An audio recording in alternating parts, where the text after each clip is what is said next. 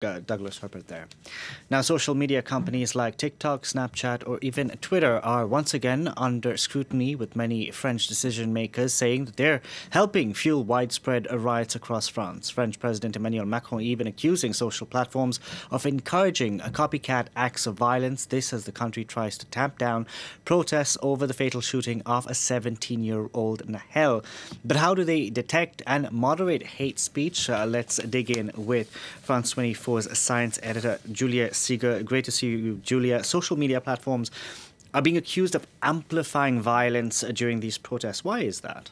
Well, first of all, because social media platforms operate on engagement. So they use algorithms to identify trending topics and hashtags and videos that are the most shared and the most commented upon. And that's what they push to their users, and that was what fuels their news feed, but also their rankings, recommendations, and group functionalities. And of course, during periods of protest and riots and unrest, the videos that tend to trend are outbreaks of violence. Now, the hashtags that are currently being used, at least in the last couple of days here in France, are Nahel, Nanterre, police, but also civil war. And it's those videos with these attached hashtags that are being pushed to users. Now, it's also what's being criticized is the economic model of those platforms, because they make money depending on how long people spend on the platform. And unfortunately, we know that violent content tends to be an effective way to keep people on their platforms. Now, social media platforms are also used to spread information, coordinate meeting points and actions. And that's what we saw during the storming of the U.S. Capitol in January 2021. Now, on Snapchat, for instance, you also have very popular features like Snap Map, which is an interactive map where you're going to see in real time locations where publications, videos of destruction, and scuffles with the police are happening in real time. So here you can see where that actually happened. And I think what's important is to understand that riots are becoming viral.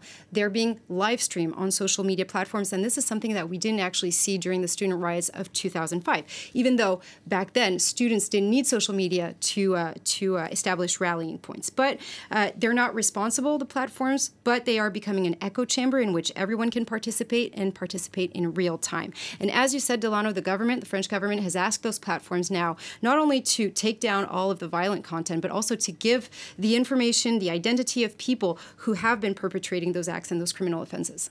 But nothing has been decided yet on whether these platforms will indeed hand over that information to government officials. And this is the long-standing debate that the government has been having with these platforms. That's right. It's always the same story whenever you have a terrorist attack, whenever you have violence, riots. It's always this debate on authorities who are trying to access this very sensitive information. Of course, platforms are reluctant because it's seen as infringing freedom of speech. But more and more, they don't actually have another choice than to comply, because many countries are passing all of these laws to regulate hateful and violent content.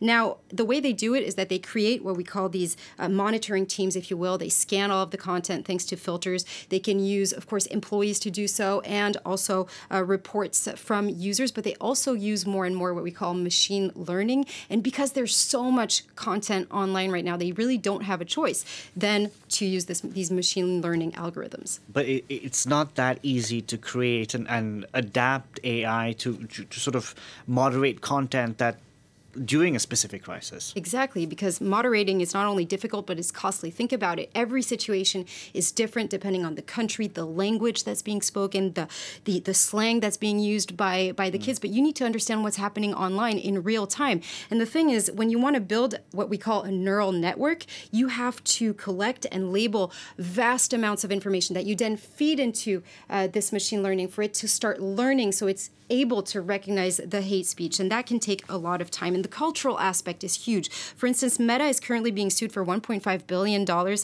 in Ethiopia for fueling ethnic violence there because, and this is what they say in the complaint, they didn't make the right adjustments to contextualize keywords that worked for that specific region and that specific context. Now, Meta is investing a lot of money, $13 billion last year, but we also know, and that's thanks to the Facebook papers, thanks to whistleblower Francis Hogan, that the company actually said in many documents that it knew that it wasn't investing quite enough yet in moderating hateful and violent content.